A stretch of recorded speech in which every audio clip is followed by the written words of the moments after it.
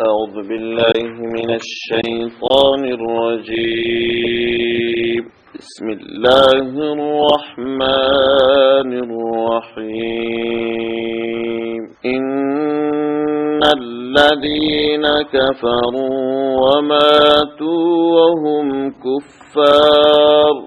وهم كفار أولئك عليهم لعنة الله والملائكة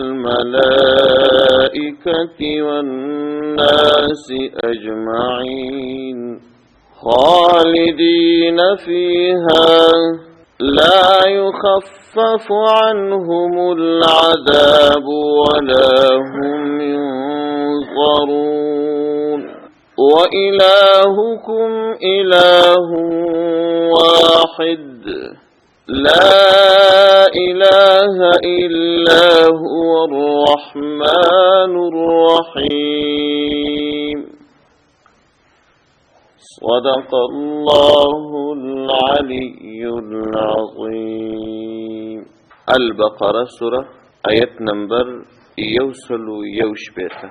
په دې آیات کریمه کې الله تبارک وتعالى فرمایي ان الذين كفروا وماتوا وهم كفار، یقینا هغه کسان چې کفر یې کړی دي او بیا پر همدې کفر باندې مړه شوي دي، دا کسان ډېر ستر بدبخت دي، ځکه دا هغه کسان دي اولئک علیهم لعنة الله، پر دې کسانو د الله لعنت، والملائکة او د ملائکو ور باندې لعنت، والناس اجمعین د ټولو خلکو ور باندې لعنت، او دا کسان دوامداره په عذاب کې دي او عذاب هم موقت نه دي، خالدین فیها همیشه پر همیشه به په دې عذابو کې وي او دا عذاب به راټیټیږي هم نه، لا یخفف عنهم العذاب، هیڅ کله به عذاب ځنې سپک نسی، ولا هم ینظرون او نه به هیڅ کله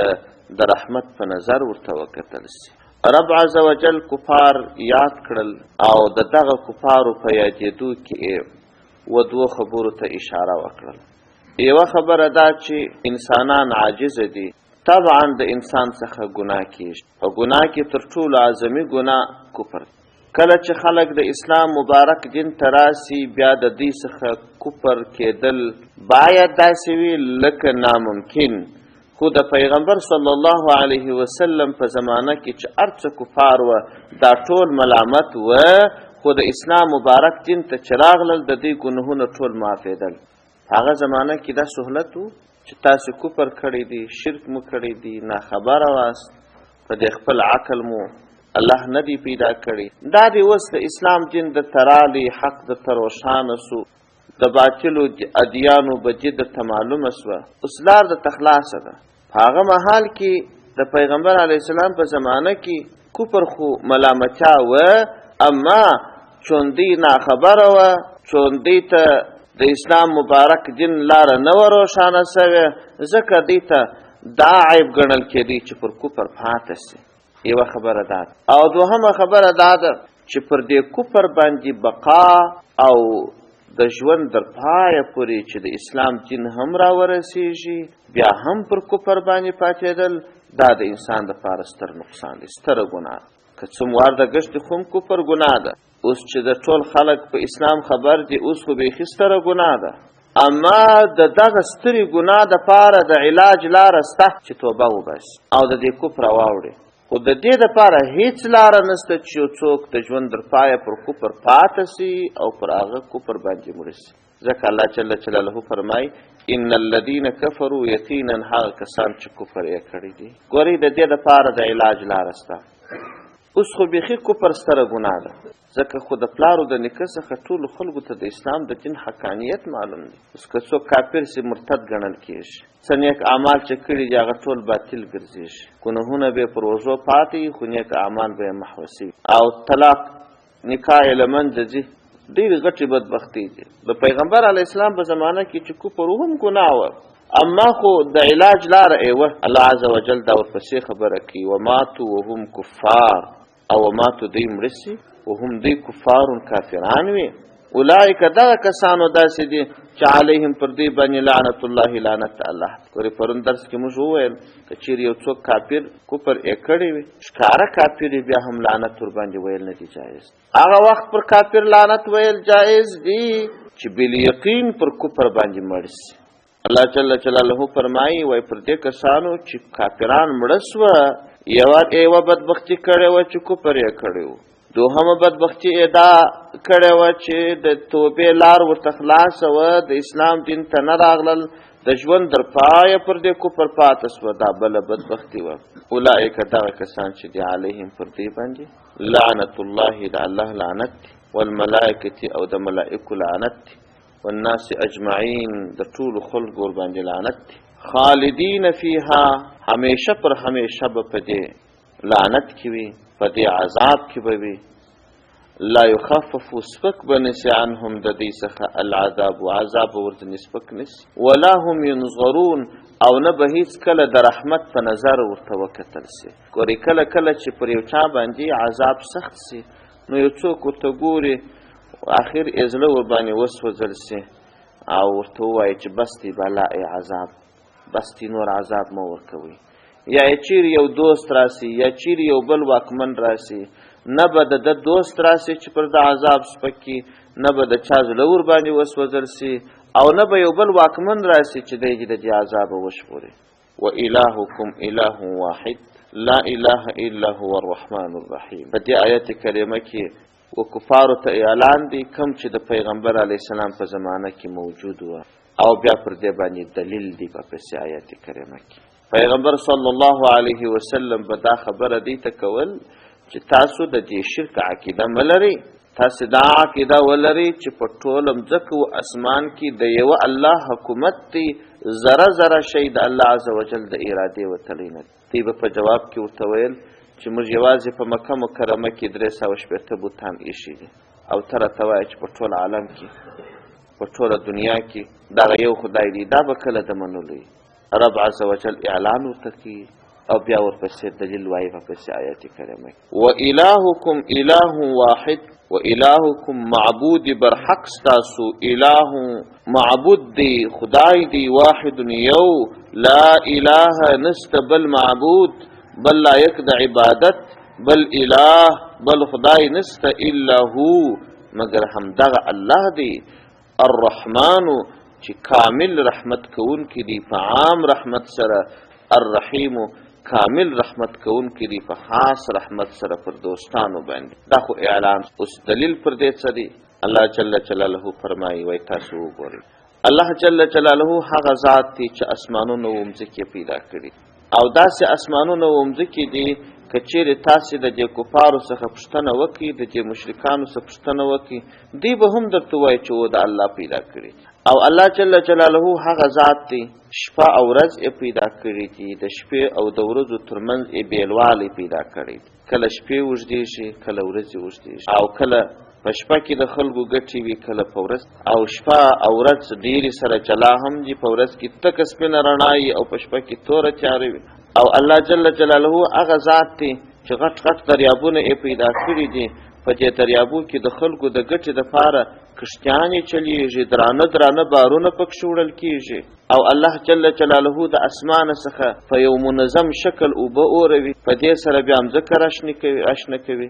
هغه مځکه چې راشنه سوه په هغه کې میوې وي، واښه وي، حبوبات و خوراکي توکي وي.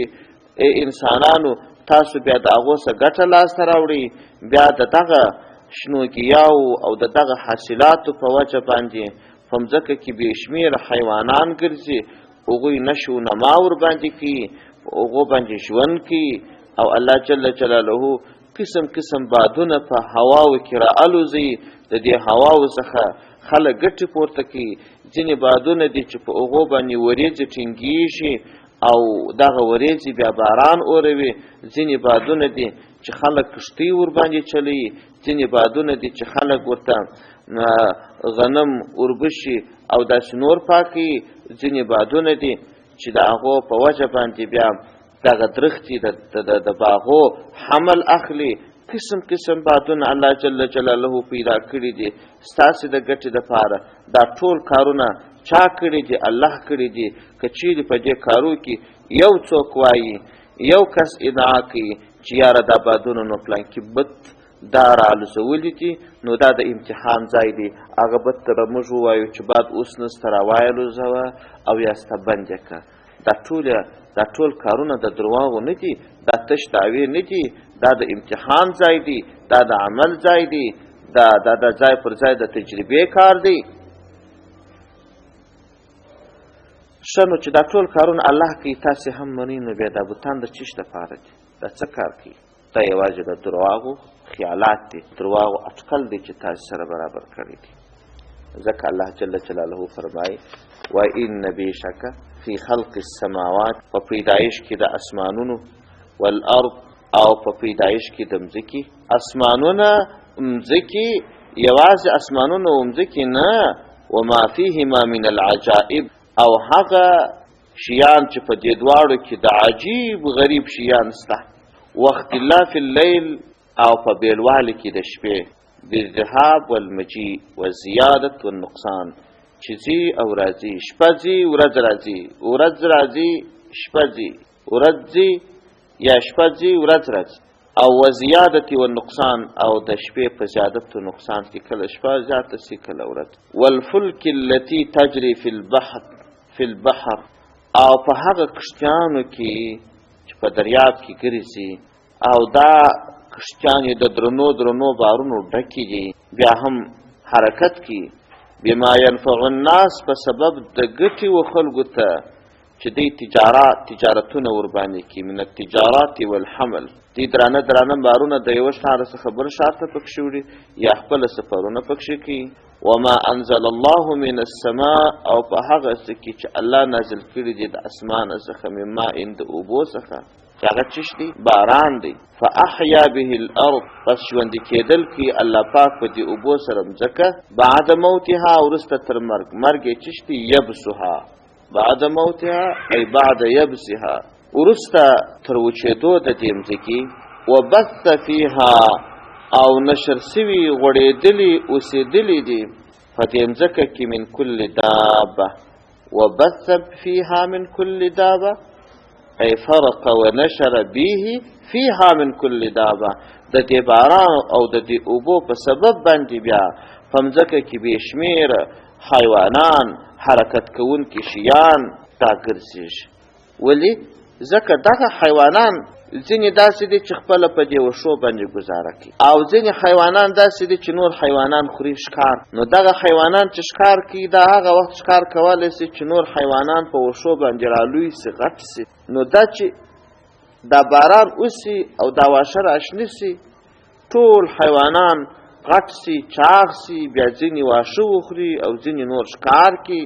وتصریف الریاح، او په اړولو را اړولو کې د بادونو، څنګه؟ ای تقلیبها جنوبا و شمالا حارتا و باردتا، چې دا بادونه یو جنوبي خواته ځي، بیا شمالي خواته ځي، کله دا بادونه یخ سي، کله ګرم سي، اوړي و را اوړي. دا څوک اړي را اړي؟ الله یې را اړي. والسحاب المسخر، هغه ورېځ چې تابع ده د الله حکم ته، ای المذلل بامر الله تعالی يسير الى حيث شاء الله، هغه ورځ چې هغه تابع ده د الله عز وجل حکم ته، او هغه ځای ته چې الله حکم ورته وکړي هغه طرف ته ځي. بین السماء والارض، په مځکه کې د اسمان او د مځکې.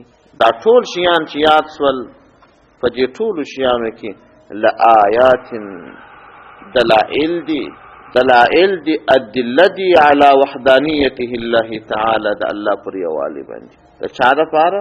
لقوم، هغه قوم د یعقلون چې هغه تدبر کوي، فکر کوي. څوک چې د عقله کار نه اخلي، د فکره کار نه اخلي، لکه حیوان غوندې چې څوک یې تر تناو نیسي پر هغه طرف ځي، هغه کسانو ته نه. تدبر والا خلکو دپاره دلایل دي چې هغوی د عقله کار واخلي، د تدبر څخه کار واخلي. اوس که چیرې یو څوک د تدبر او د فکر څخه کار واخلي، نو هغه به ووایي چې ښه نو رښتیا هم دا وریځ څوک راولي، بادونه څوک راولي، باران څوک وروي، حیوانان څوک پیدا کوي، رزق څوک ورکوي، او دا مځکه چا پیدا کړې ده. په مځکه کې د عجایب شان چا پیدا کړي دي. که څوک عقل په کار واچي د ټولو په جواب کې به الله الله راځي. شنو چې دا ټول کارونه الله کړي دي، نو زه ولې د هغه الله تابع نه جوړېږم چې دومره ستر کارونه کولی شي؟ ولې هغه الله ته زارۍ نه کوم؟ او الله خو داسې ذات نه دی لکه د دنیا باچهان چې هغه په تا خبر نه دی، یا تا نه پیژني، یا ستا په کارو باندې علم نه لري. الله جل جلاله هغه ذات دی چې یو ماشوم غږ ورته وکړي د یو غره په سر کې وي، په 100 ګزه دریاب کې وي، هر چیرې چې وي الله ورباندې خبر دی او الله عز وجل دغه کس ناره اوري. سبحان ربك رب العزة عما يصفون وسلام على المرسلين والحمد لله رب العالمين. آمين.